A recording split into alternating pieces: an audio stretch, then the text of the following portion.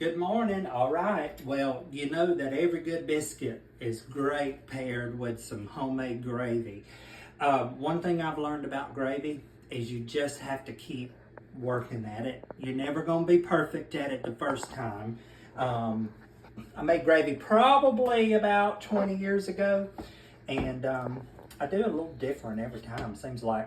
But I'm going to show you, I do a good heaping full of this Crisco right here. We're gonna make cream gravy. We don't do a whole lot of flavored meat gravy, just not something our family has done.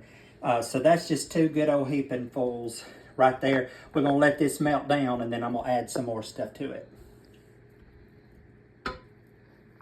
All right, so I've got my pan on medium and the Crisco is getting real warm. And so the next thing we're going to do, I've got about 3/4 of a cup of self-rising flour. And you use the flour that you have for your biscuits. It's going to be all right if you do that. And what you do is you just come over here and sprinkle this flour in there, and you're going to create what's called a roux. And I start off with my whisk just to try to incorporate and get as many as the lumps in there, and you want it to kind of be thick starting off, and that's okay because you want your gravy to be thick. You don't want it to be too runny, but you start off with this roux and you get it good and brown, and then once you get it good and brown, we're going to add some milk in there. All right, I got it good, and if you can see in the pan there, it's bubbly and got as many of those lumps out as I could.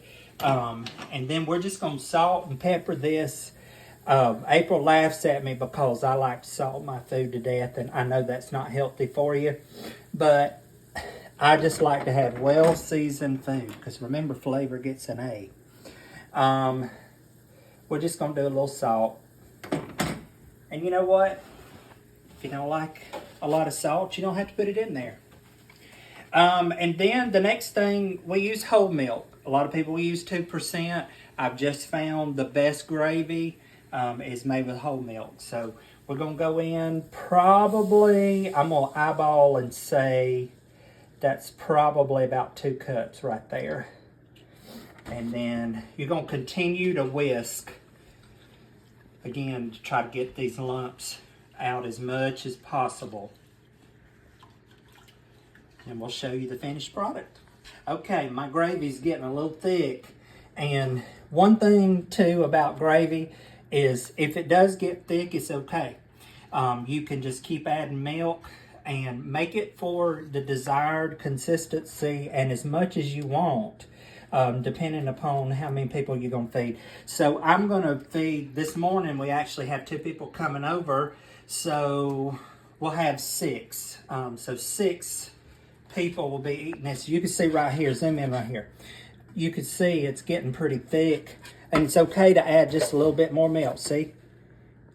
That's probably about 1/4 of a cup right there.